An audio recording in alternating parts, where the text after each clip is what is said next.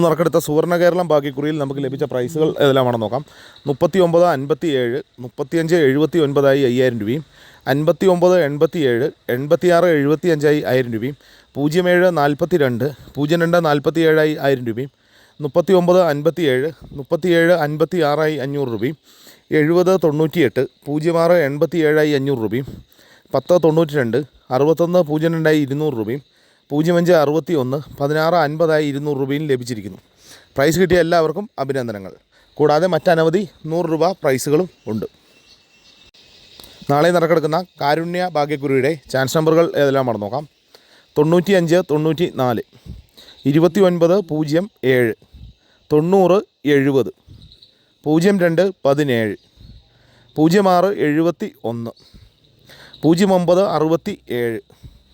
67 59 74 90 61.